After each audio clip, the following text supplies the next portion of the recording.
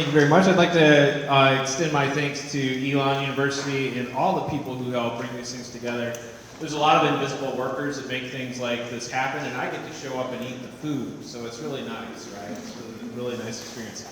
I often forget to tell people who I am. I just kind of launch in and start talking. So this is tips and tricks that you can take home. Put a slide with your name on it, and like that's really like the best advice that I can offer you as professionals tonight is like make sure that they know who's talking. One time I saw Ira Glass, who's an NPR radio commentator for This American Life, and he's on the radio, which is theater of the mind. So he delivered his entire presentation from over here, and we weren't sure if he was there or not. And then he came out halfway, and he's like, "Ha, I'm really here." So there's all sorts of tips and tricks that you can pick up by visiting presentations. I encourage you while you're at the university to, take in as many visiting artists, guest speakers that you can afford to. Sometimes there's incentives, sometimes there's not, but you can see people do it well, you can see people do it poorly, and then you don't have to kind of invent those things on your own. You can learn from us and watch us do it live. I'm going to tell you a little bit about where I come from. I come from mid-Michigan. Mid-Michigan was the birthplace of General Motors. It was also the birthplace to the United Auto Workers. We had famous sit-down strikes in 1937. It established the right for workers to organize and unionize. This is a short video of the tallest building in Genesee County, where I'm from, being brought down. If you've heard of Flint recently, you've heard a lot of our trials and tribulations. You might have heard about what from Flint? The water's bad. This is where the best water in the nation is right now. Flint, Michigan. So be prepared. There are lead pipes everywhere, people. The thing that caused Flint's water to be bad wasn't necessarily the fact that they had lead pipes. It was that the state government took over the local government and forgot to pay for the anti-corrosion agent in the water system. And so the pipes rusted. They poisoned 80,000 people with lead poisoning, and they killed 12 with Legionnaire's disease. I'm still waiting for the trial and my just retribution. I cannot wait. They will not get away. But Flint has had its fair share of trials. I grew up in the waning years of the Carter administration. That should help locate me in terms of time. During that time, there was a huge financial calamity. Maybe many of you remember the housing crisis of 2008. You might have lived through that yourselves. In an earlier time, we had the farming crisis, which is a very similar type of experience. There were about 6 million family farms at the beginning of that. By the end, there were about 2 million family farms. And so I grew up on a small family farm outside of Flint, Michigan. My dad here was a union lineman. He built high-tension power lines and farmed full-time and worked in the Buick foundry for 6 years as a young man. Most of the people I grew up with were fairly working-class people. They weren't necessarily poor. In fact, General Motors paid excellent benefits. Anybody here work an hourly job? Yeah. 15 $15 an hour. That's pretty good. Pretty good. Good for you.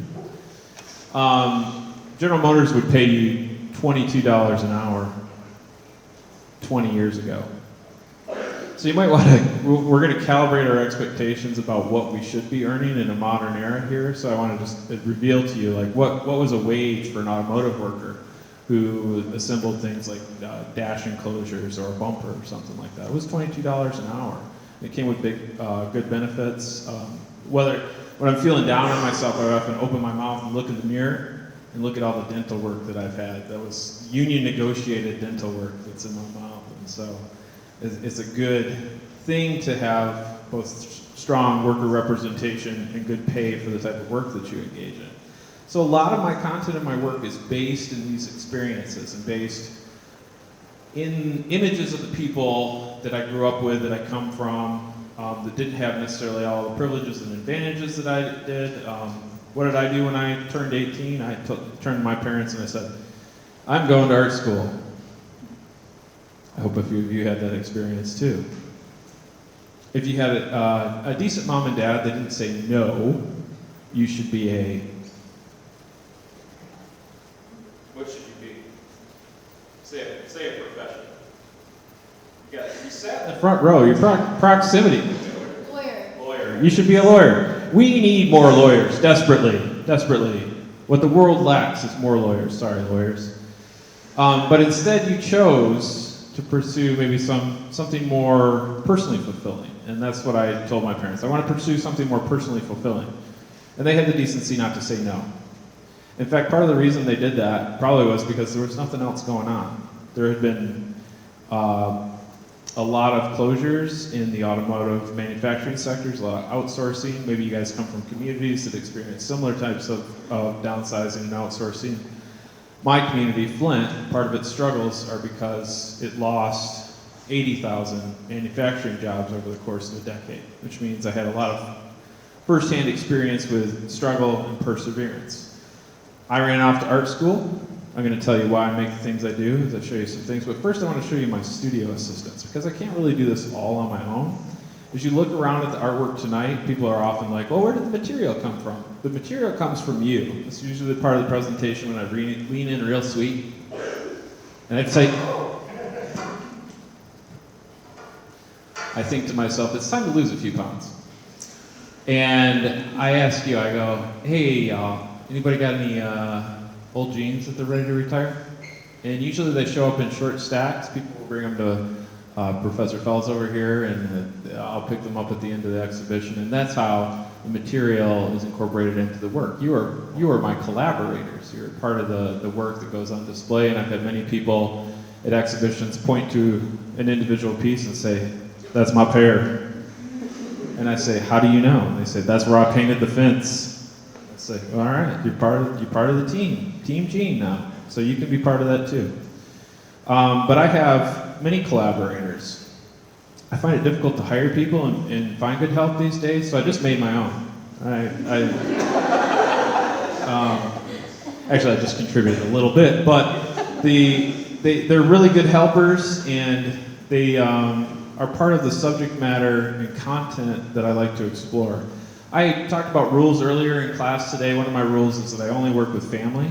I have my biological family, of course, and I have my logical family, which extends it just a little bit. But this is are members of my biological family. I work with their images almost exclusively because there's kind of a power exercise to representation. And I didn't want to be necessarily a voyeur in somebody else's life or a tourist in the land of images. Might be a more poetic way to say it. I wanted to be really real. I am a sincerity junkie, and I deal in lies all the time. Representation is a complicated way of lying to people. And so if I'm going to lie professionally, I'm going to find ways that I can work with things that are really real, like they say in Happy Feet. Try the water. It's really real. I'm a man who likes to sew. This is going to be loud for a second, I think. I apologize.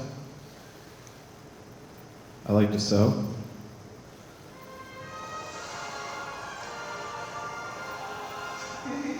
Not as loud as I anticipated, which is good because it's really loud. This is my Singer 111W155. It's a workhorse in my studio. Perhaps you have a sewing machine as well. Part of my working aesthetic is to prolong the value of materials and objects. In the same way which the people I grew up with are kind of cast off and invisible members of society, I look at the industrial landscape and the textile history here in the Southeast especially, and there's a lot of this culture still floating around. It often finds a home with me in my studio. They're like wet puppies now. They follow me home. I have more sewing machines than any person has any right to. People just give them to me. But this is a workhorse in my machine. It's part of the kind of industrial vocabulary that I use in my studio as an artist. Things like the division of labor, specialization of trades, breaking things down into individual parts. Those are kind of things that I borrow from the language of industrial production to help me out in the studio. So here's a piece entitled Descent. Right? This is my daughter Ainsley. who goes by Faye now. I have to think about where I am in time. And the subtitle of this piece is Descent. She sees you, right? People are often confused when they see images of these. They're like, oh, these are interesting paintings. I'm like, well, they're not entirely paintings. Although I am a painter, I tend to work in a palette of acid washed white to Wrangler blue, right, is my painting palette. But I use every piece of the material that comes through the studio as a way to be thrifty, as a way to be pragmatic. These were qualities and values that I learned growing up in the places that I grew up as a way to survive. And so I borrow those techniques as a way to amplify and honor those ideas. This is a picture of my brother Mike. Mike is a guy's guy. He's a bro's bro. He doesn't have an emotional language or access to, he has two emotions. Can anyone guess what the two emotions my brother might have are? Anger. Anger, very good. There's one of them. Sleep. Sleep might be the other. So his emotional palette is a little limiting. I've had to work on myself quite a bit to have a broader emotional palette, but one of the things that he couldn't deal with was his children growing up and becoming independent of him, but he had no words in which to describe that. So I wanted to make a piece about absence and loss and talk about my brother's trials to understand how his daughters were growing up and becoming autonomous versions of themselves. And so when I thought about absence and what is the shape of absence, of course you think of like, hey, this was a cutout, right? It's a cutout, right? Yeah. See how easy this is? Yes. Yes, and. So I work with representations primarily of people in my denim work. That's one of the rule sets that I have is I work with life size, I work with people that I know, and I work through materials. So we'll talk a little bit about materials and meaning. A lot of this work is on display, so you'll have a chance to go up to it. If you're careful and your hands are clean, I would also encourage you to touch it gently, because there is a tactile sensation here that I'm going to give you permission to explore. This is all the rivets of all the jeans that I had on hand when this piece was made. It took me 3 days to cut out all these jeans. This is a picture of my niece Megan. She was born several weeks premature. She weighed just under 2 pounds when she was born, and she was just this tiny little alien thing in an incubator when I met her for the first time. She liked to make films and work on the mean streets of Detroit as an independent filmmaker, and I worked 16 hours away. So I was then endeavoring to say things through portraiture about people that I know and love and seek to understand and communicate with and make bad analogies. I want to say, Megan, I love you. Instead, I make her a sheet of armor so that she can have a nice chainmail form of emotional protection that I don't have to say the words. A lot of my work explores the idea of perseverance through tragedy and suffering, and I often use twinning as a way to do that. I'm going to tell you why, and we'll flash by this piece and look at another piece. I was explaining this to somebody else, why do you do two of things? And I said, well, if it's good enough for Andy Warhol, it must be good enough for me. Right? Everybody's seen Andy Warhol's work? One of Andy Warhol's hallmarks is that he does it more than once. But there's this interesting thing where it's like I need a time machine so I can go back and hear Andy Warhol talk about his work. But he did a whole series. It wasn't necessarily soup cans or celebrities. It was things like electric chairs and automobile accidents. And people are like, why are you so focused on this dark subject matter? Couldn't you just give us more soup cans? And Andy Warhol said in his most Warholian manner, I want to make it like wallpaper. And that's all he said. You had to think about that. What the fuck does that mean? What's Andy Warhol trying to communicate about wallpaper? Well, Andy Warhol was somebody who I think was obsessed with death and had close brushes with death as an individual. And so as Andy Warhol is trying to process his relationship with death, I think he was trying to make it something that he could look at through beauty. And one of the ways that Andy got at that was to make it more than once, to repeat it, like wallpaper. And it suddenly becomes less scary to see the monster. if you can see it, and not only see it once, but see it twice, and see it beautiful. And so I think, let me asterisk, I think that's what Andy was trying to get at. This is a picture of my buddy Kat. These are Kat's tattoos. These are embroidered on my free motion embroidery machine. And in my best Chris Christopherson impression, I borrow the lyrics from Janis Joplin and Chris Christopherson. Chris Christopherson died. Did you hear that? Isn't that awful? What's the song? How's that song go?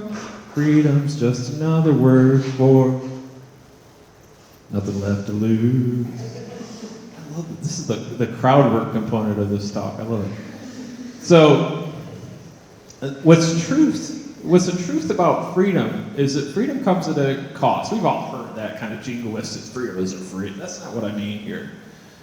What I mean is often to go your own way, to develop your own path, comes at some type of cost, whether personal or emotional or professional.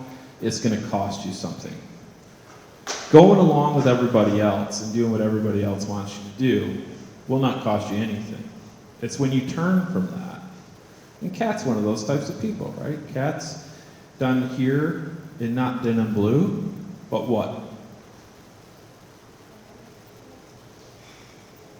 Goes quicker if you answer quicker. It's black and orange, and it goes on two wheels. Harley, thank you very much. I appreciate it. So Kat's the only individual that I've done in that because Kat's a biker and Kat has tattoos, and it makes sense to do Kat that way. So all my black denim went into day glow, orange thread, and black denim to represent Kat and his personage. But he's represented twice, so I can think about making it like wallpaper. And a lot of my work's content deals with labor and our relationship to work and labor itself. So I told you I come from people who work with their hands, people who are highly skilled, people who work for hourly wages, people who are engaged in emotional labor, things that go unpaid in our society. And so during periods of my life when I was around mothers and children a lot more mothers and children entered my work because it's a form of labor that isn't represented broadly in society. And so it's like, here's an opportunity for me to speak to what I see in these experiences of mothers with their children. They're not always happy, right? It doesn't always have to be happy. It's not terrible. But you often wish there were two of you if you've been a parent. And got any parents out there? Yeah. You feel pulled in multiple directions? Sarah's nice. Sarah has a zipper. You can unzip Sarah and she can become two people. Sometimes I just use the materiality to talk about heft. And when we look at like, why am I working in denim and not paint or not as a drawing? I'm really a materialist at heart. I'm looking for materials that resonate with the content that I want to explore. If I want to explore the lives of working class people, I'm going to pull a material that resonates with the lives of working class people. I don't know what your first experience with denim was like, but my first experience with denim was my mom making me try on Wranglers at Sagebrush in the Kmart parking lot and making sure there was enough room by sticking 2 fingers into the back of my jeans. That's a disconcerting experience, I will tell you. I'm shaking to make sure that I could grow into them.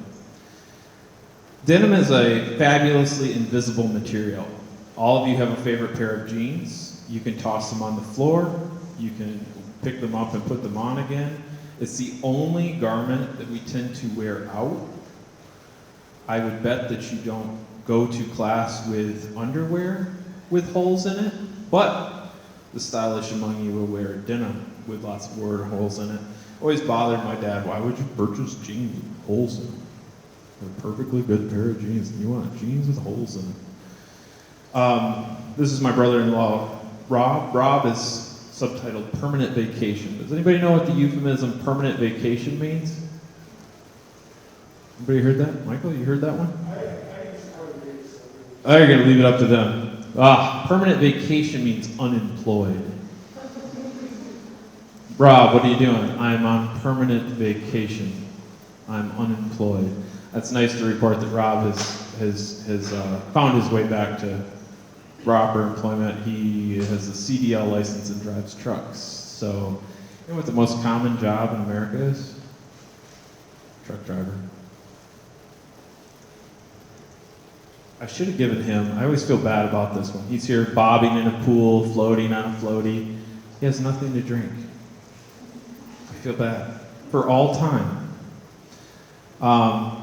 The way I make is not particularly exciting or fabulous. I'm a very working class artist. I believe in just getting to work and whatever means necessary to get the work done. This is my one-car garage.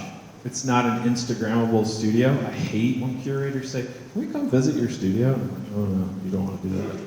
A bad idea, bad idea." But the way in which I make my work involves me standing at the back of my garage and squinting. So if you want to know how the work is made, I'm often doing this. Does that look like a face? That looks a little bit better.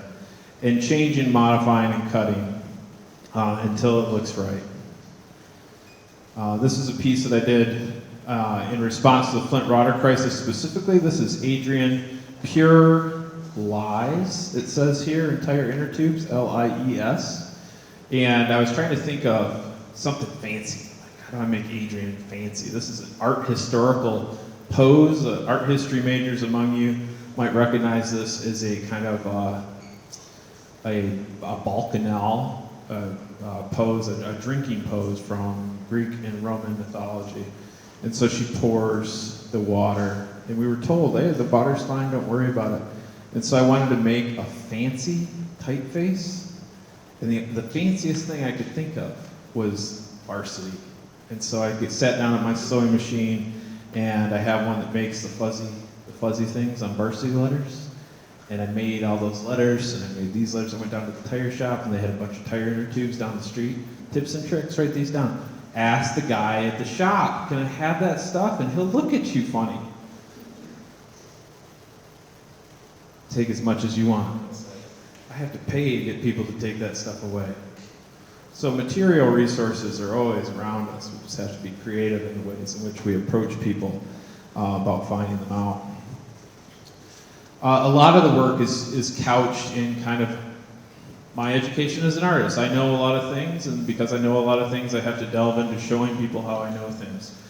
This is based in both the structure of dreams, which is a twill weave. It's why it doesn't wrinkle. It's 2 over, 2 under.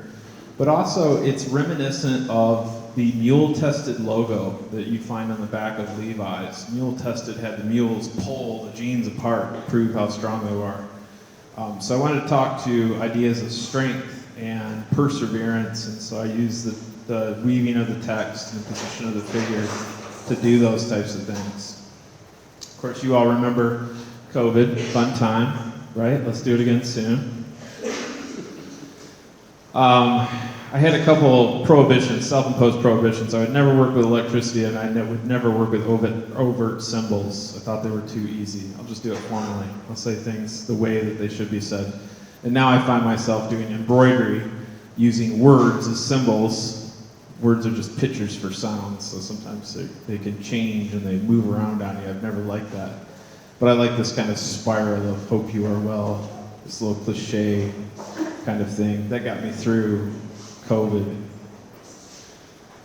Occasionally as an artist you get bored. You venture out into 3 dimensions. Staving off boredom is one of those things that anybody who works for any amount of time will have to do.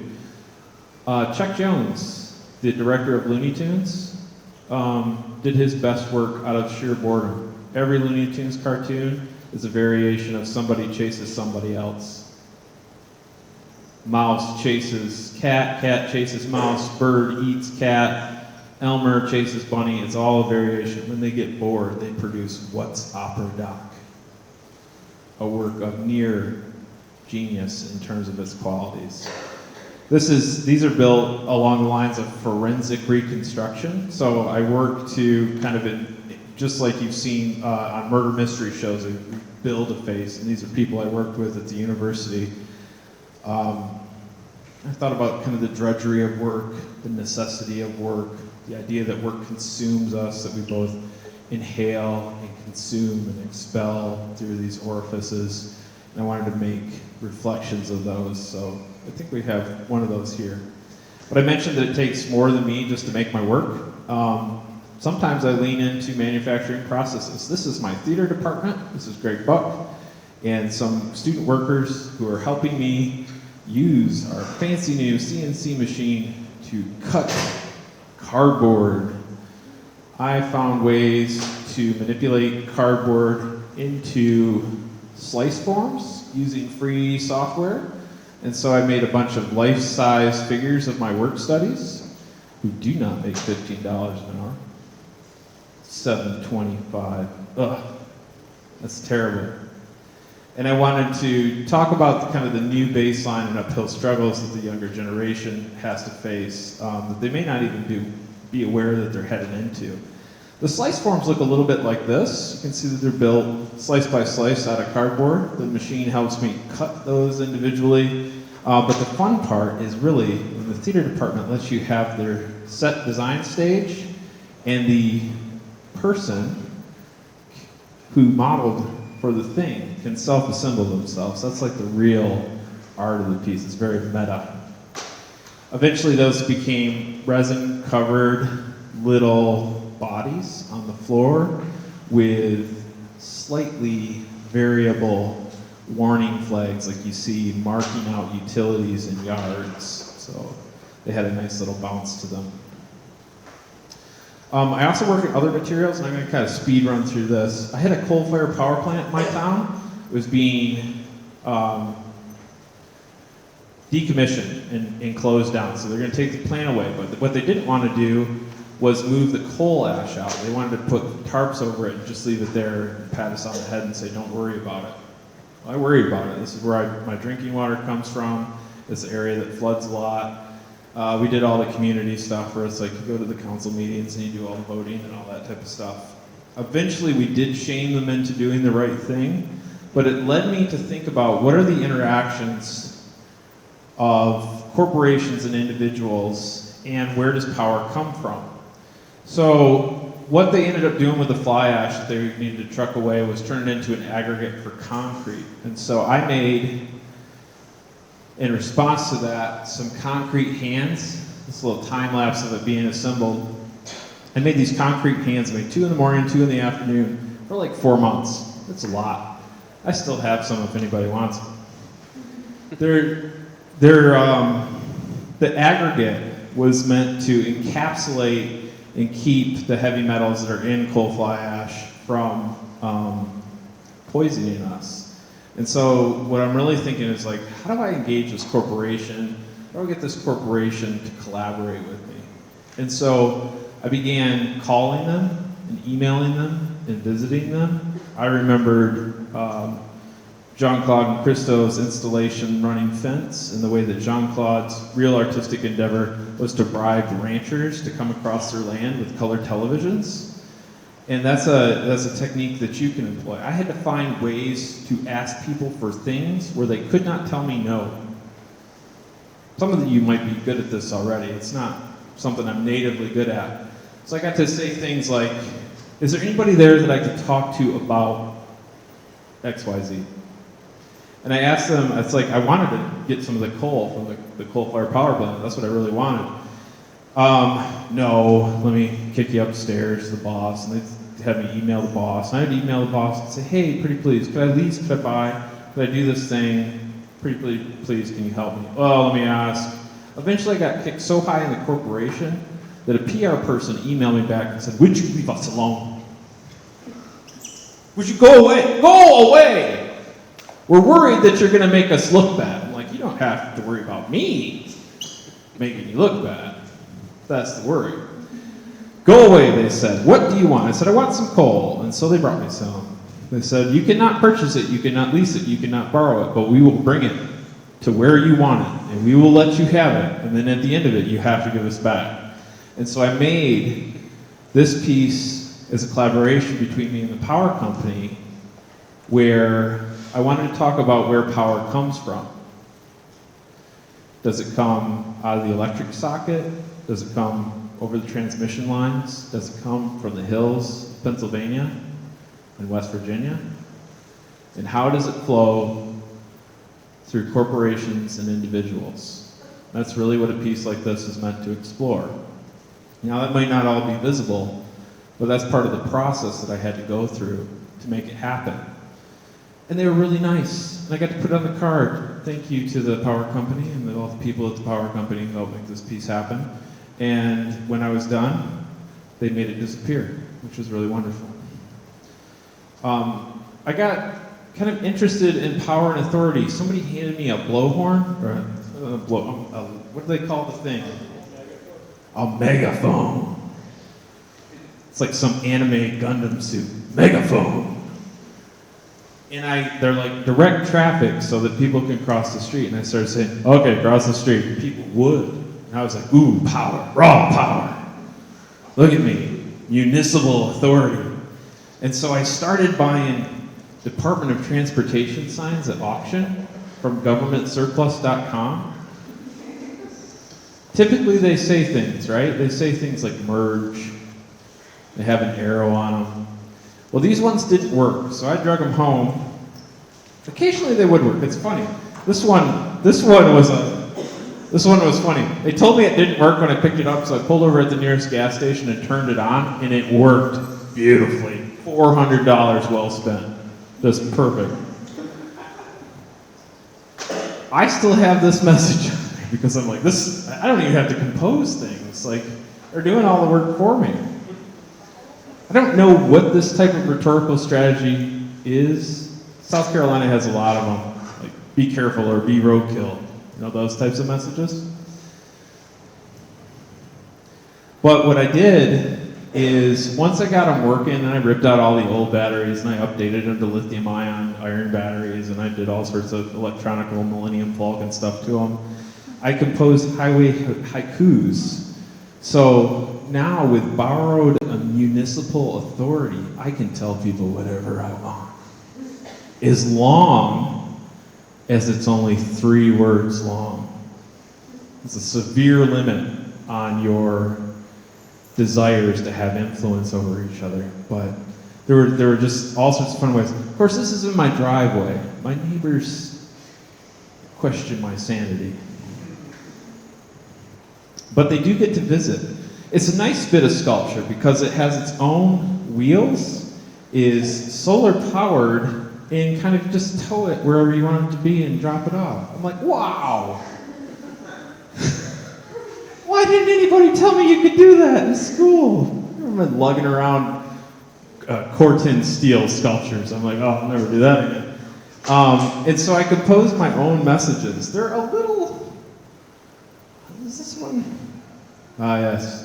They're a little on the dark side, but they're my messages. Not all of them are universally depths of despair type messages. Some of my favorites say things like, people like you. And it flashes the word different ways. Actually, I've got a picture of that. Here's one at UNC Asheville. I just retrieved that one last week. It says, people like you, which I think is a rather reassuring message to hear. We should be told that every once in a while, walking across campus. Yes, my friends do like me. Except, I have it flashed 3 times, and I put emphasis on different words. So sometimes it's like, people like you. And sometimes it's like, people like you. And sometimes it's, people like you. So the message is variable. And what's really interesting is because it borrows some of that municipal authority, people tend to listen to it. They stand there and they cock their head sideways like this, and they just stare at it for a while, confused. And if that isn't a good use for art, I can't think of other things it might be. Here's another message at Chapel Hill, UNC Chapel Hill. And it says things like, oh, hope is the story we sell ourselves so we can go on. Maybe love will find us, right? So they're my own compositions, and I get to tow them and deploy them. What I really like to do is go and talk to audiences. You guys are a fun audience, but you're not my ideal audience. This is my ideal audience. 7-year-olds are the most enthusiastic art appreciators you're ever going to meet. I highly recommend it. In my day job, I'm a college professor. They make me stare at spreadsheets. No one told me when I went to art school how much time I'd be looking at spreadsheets. I don't even know how to function in spreadsheets and the real world. It's crazy. All right, so we're going to move quickly through a few PG-13 slides. I'm going to tell you about some of my artistic adventures. Here is an audience in Boston about to witness some of my work in a science fiction movie that I didn't make but was asked to participate in. That was cool, right? So if you make crazy things in your driveway, this might happen. Sometimes it's not always so pleasant. This is my sister who I lost to suicide. Midway through making this piece, I had to come back, finish this piece, and this piece then received a $50,000 top prize at Art Fields in South Carolina. I have mixed emotions. $50,000 is a nice thing. I'd like my sister back, right? So you don't always win. It's fun when you do. Sometimes you lose. Here's me losing $10,000 with my brand new baby and my lovely partner in crime to a much more talented artist. This is Sonia Clark. Sonia Clark is a fantastic artist. If I'm going to lose to anybody, I'm losing to Sonia Clark. These people, I don't know who they are. They're looky-loos. They're just there for the wine and cheese. But you know what was nice? Sonia won that evening, well deserved, and she bought us drinks. Yes, she is. All right, so sometimes it's fun to go and share your work. I've had a lot of opportunity to go around the world, frankly. If you are somebody who's inclined to make things and like wonder what the value of your work is, well, here's one of them. I get to talk to you guys today. Sometimes your phone rings and you're invited to go halfway around the world to Azerbaijan and make work there. Sometimes people want to show you the best parts of their town, so you go to Little Rock, Arkansas, and they say things like, you want to go to the Clintons' private apartment? I'm like, oh yeah, I want to go to the Clintons' private apartment. And you get to sit on Bill Clinton's toilet. Like, that was kind of fun. They didn't tell me that in art school either. So that's the end of my presentation. Just nice that it comes to this beautiful screen at the end so that you know that you're done. Does anybody have any quick questions for me? I'd be happy to answer a few off-the-cuff questions if anybody's brave enough to raise their hand and shout out. What sci-fi film? It was called Sin, S-E-N-N. It was an indie film done by a pair of gentlemen from San Francisco who had purchased one of my paintings a number of years ago. It's a cerebral, psychological thriller about the nature of reality and space-time. So, if you like those type of movies, it's out there. You can go find it.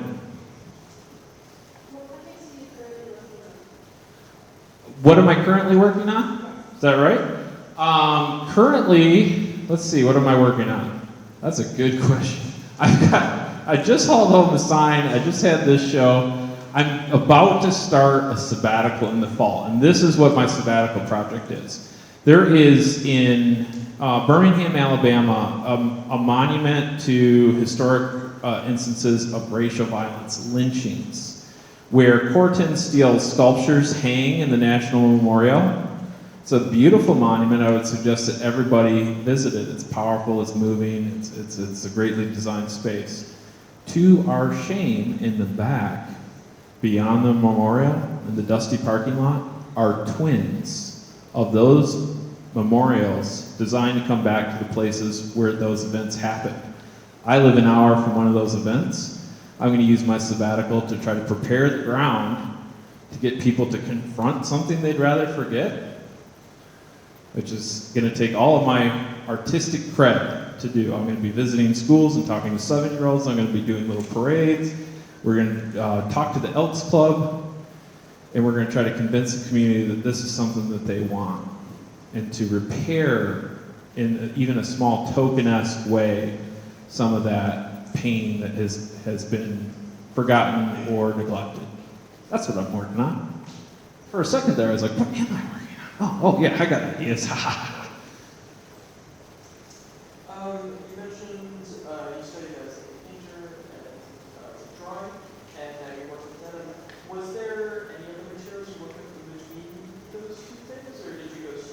Oh, I fell into a fallacy of like artistic hierarchies. I love to draw. Drawing sent me to art school. I studied oil paint because oil paint's important. You should study oil painting if you want to be a serious artist. And then I had a painting professor go,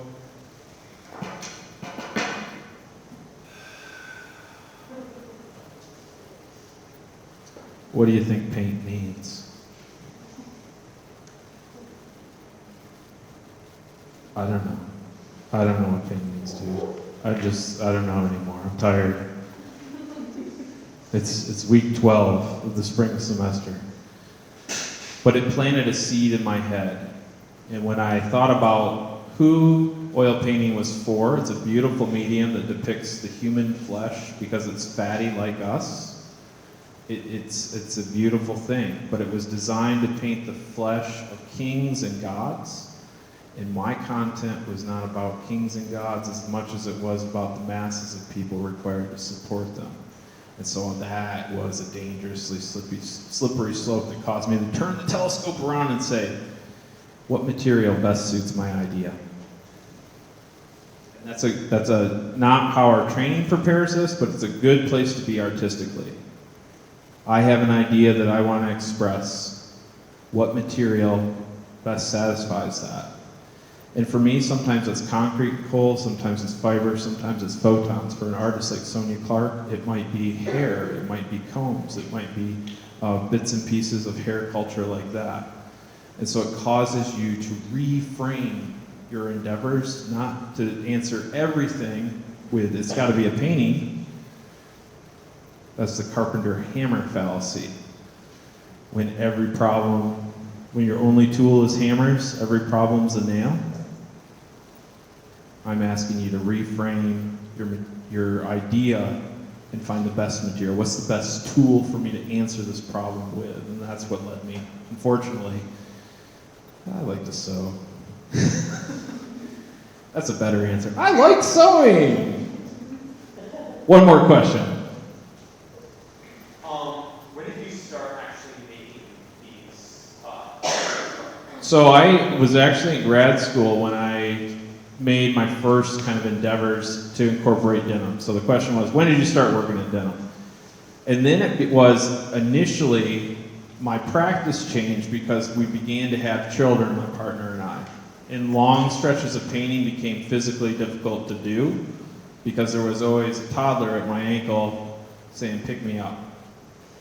But rather than pausing my paintings and cleaning my brushes and doing that, I found that I could work with scissors and shears and a sewing machine that allowed me to pause, pick up a baby. Hey, baby. You okay? Good. Dad's gonna go back and we're gonna put the baby back down. The baby would be content for a few minutes and I could pick the scissors back up and I could do that. My partner is an artist as well. We're often tag team parenting, right? We're supporting each other's careers to the best of our ability. But that means we both have to step up and kind of endeavor to be not good parents, halfway decent parents is the goal. Halfway decent. How much emotional damage can I do without it being criminal? That's kind of the goal. Thank you very much, guys.